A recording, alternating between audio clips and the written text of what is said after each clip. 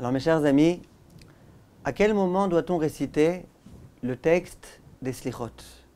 Vous savez que depuis le mois de Elul, la coutume séfarade, c'est de réciter tous les jours le texte de Slichot. Effectivement, le grand événement qui est Rosh Hashanah, le jour du jugement, approche à grands pas. Et donc on doit commencer à se repentir, on doit commencer à demander à Hachem pardon pour toutes les fautes qu'on a pu commettre durant toute l'année. Et donc, entre autres choses que l'on fait pour pouvoir obtenir expiation, on prie et on demande à Hachem de bien vouloir nous pardonner. À quel moment doit-on réciter ce texte des Slichot? L'idéal, d'après la halacha, d'après les kabbalistes, c'est de réciter ce texte la nuit à l'heure de Chatzot. Chatzot, c'est minuit. Minuit, non pas selon l'heure 12. Minuit, ça veut dire à la moitié de la nuit. Ça se calcule selon l'heure du coucher du soleil, l'heure du lever du soleil. Et donc ça, il faut regarder dans les calendriers à quoi correspond environ Chatzot. Est-ce que c'est minuit et demi, environ 11h30? Il faut voir chaque endroit selon le lieu où on se trouve, à quel moment ça correspond. Mais en tous les cas, le moment idéal pour réciter les Slichot, c'est à ce minuit-là. On va appeler ça minuit, ça veut dire à Chatzot. Comme vous vous imaginez bien, il y a des personnes qui ne peuvent pas se permettre, à minuit, à Chatzot, de se trouver au Beth Knesset. Et donc, il y a une autre possibilité, c'est de réciter les Slichot le matin, a priori avant le lever du jour, et quand on ne peut pas, même après, mais en tous les cas, avant la prière de Shacharit. Il y a d'autres endroits dans lesquels on ne peut pas, si on se lève trop tôt, on n'arrivera pas ensuite à travailler comme il faut, à étudier comme il faut. Et donc, on préfère faire ça avant Mincha. Il y a des endroits dans lesquels, après Chatzot Hayom, après midi de la journée, on organise un minyan de Slichot. C'est sûr que c'est déjà beaucoup moins bien, parce qu'on n'a pas fait l'effort de se lever tôt le matin, ce n'est pas le moment idéal à la récitation des Slichot, mais il n'en demeure pas moins que malgré tout, on prie du fond du cœur, on s'épanche, on demande à Hachem de bien vouloir nous pardonner, et donc c'est quelque chose qui est important. Un jour, il y a une question qui m'a été posée par une dame qui m'a téléphoné en Israël aux environs de minuit. Elle me dit « J'espère que je ne vous dérange pas, c'est une question qui concerne les Slichot de ce soir. » Je lui dis « Vous ne me dérangez pas du tout, parce que moi aussi, j'attends minuit et demi. En Israël, c'est environ vers minuit et demi, l'heure de Chatzot, pour pouvoir moi aussi, à mon tour, dire les Slichot. Donc, je n'étais pas en train de dormir, ne t'inquiète pas. » Elle me dit « Regardez, on se trouve à un endroit, on vient de finir de célébrer une bar mitzvah. Et figurez-vous que la plupart des personnes qui se trouvent, c'est des personnes qui ne sont pas super religieux. Et on vient de finir maintenant la bar mitzvah, et tout le monde veut rentrer à la maison. Elle dit, et mon père, à moi, il a eu l'initiative d'organiser un minyan de Slichot. Il s'est dit, si on organise un minyan de Slichot maintenant, il y a plein de personnes dont je suis sûr que de toutes les façons, ils n'iront pas faire les Slichot demain matin. Au moins maintenant, ils auront l'occasion de réciter les Slichot. Et si on leur dit d'attendre encore une demi-heure jusqu'à le fameux minuit, là, le fameux Chatzot qui est à minuit et demi, eh bien, ils vont rentrer à la maison et puis c'est sûr qu'il n'y aura pas de Slichot qui seront organisés. Elle me dit, peut-on le faire ou pas? Elle me dit, et puis je vais vous dire plus que ça, c'est que mon père, il a déjà proposé aux gens et les gens ont tous accepté. Il n'y a qu'une personne qui s'oppose, c'est mon mari. Mon mari me dit qu'il est hors de question, que le Rav Ovadia Yosef n'est pas d'accord qu'on organise des Slichot avant Chatzot et donc il s'oppose à tout prix. Elle me dit, et pire que ça, on est 9 en dehors de lui. Avec lui, on sera 10. Et lui, il dit, je refuse de répondre Amen au Kaddish, je refuse de répondre au Vaya Avor, je refuse. Parce que le Rav Ovadia a dit qu'on ne peut pas, et moi, je suis le Rav Ovadia.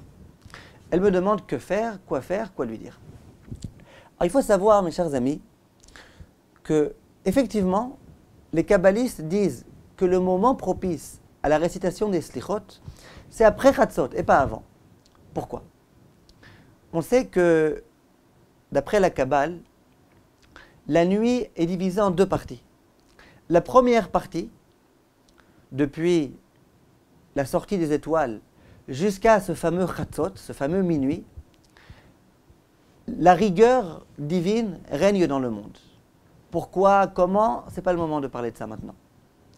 Après Chatzot, au contraire, c'est la miséricorde divine qui règne dans le monde. Or, quel est le but des slichot? Le passage principal qu'on récite pendant les slichot, c'est le fameux Hashem, Hashem, El Rachum Vechanun, Erech Hapaim, dans lequel on mentionne les 13 attributs de miséricorde de Hashem.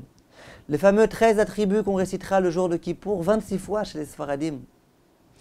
Et au moment où on récite ce passage-là, on invoque la miséricorde de Dieu. Et on lui demande de bien vouloir être prêt à pardonner toutes les fautes qu'on a pu commettre.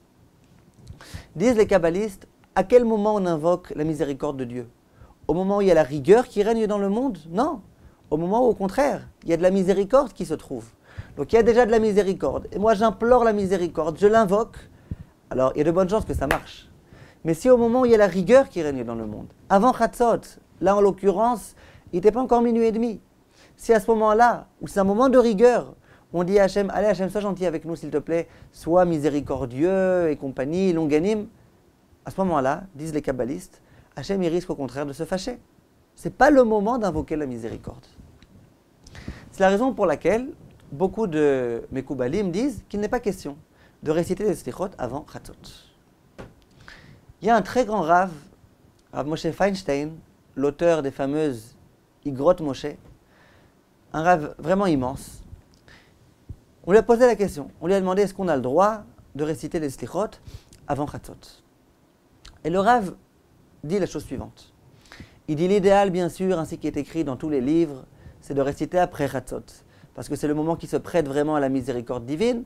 Et donc, si on veut vraiment être sûr qu'on pourra obtenir l'effet souhaité par la récitation des slichot, il faut trouver le bon moment. Et le bon moment, c'est justement après Chatzot.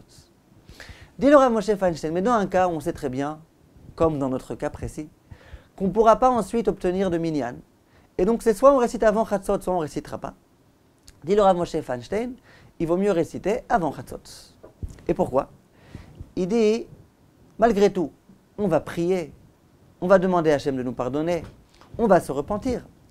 Alors si on n'arrive pas à obtenir le 100% de ce qu'on voulait, qu'on aurait pu peut-être obtenir si on avait prié après Chatzot, mais au moins 10% on l'obtiendra, 5% on l'obtiendra, on n'arrivera pas à solliciter la miséricorde complète à 100%, mais peut-être à 5%. Ça ne vaut pas le coup, franchement, 5%.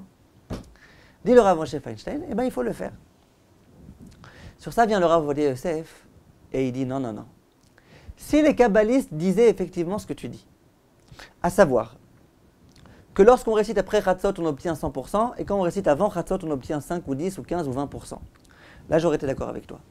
Il dit simplement, quand tu lis ce qui est écrit dans les livres des kabbalistes, tu vois que c'est tout le contraire. Que lorsqu'on récite avant Chatzot, on risque de perdre. Cette récitation-là, elle risque de nous porter préjudice. Donc c'est pas logique de dire on n'a rien à perdre. Si, on a à perdre. On a à perdre qu'Hachem risque de se fâcher contre nous. Et c'est vraiment pas le moment qu'Hachem se fâche.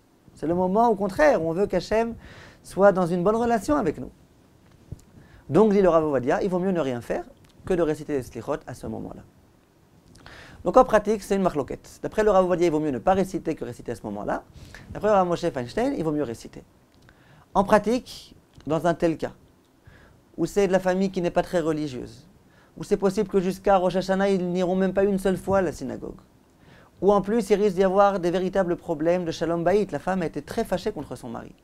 Il peut y avoir des problèmes de famille, parce que son beau-père, il va se fâcher s'il refuse de s'associer. C'est sûr que, dans ce cas-là, à mon avis, même le Rav Ovadia Yosef aurait été d'accord de dire « Associe-toi. Tu ne veux pas faire les slichot toi-même, tu veux toi-même les réciter demain matin, d'accord. Bon, au moins t'associer à un minyan, franchement, n'exagère pas. » En dehors du fait qu'on a un immense posek qui s'appelle le Rav Moshe Feinstein, qui autorise complètement de le faire. Voilà mes chers amis, Kol Tov, et à bientôt, et bonne préparation à l'immense événement de Rosh Hashanah qui arrive à grands pas. Kol Tov, et à bientôt.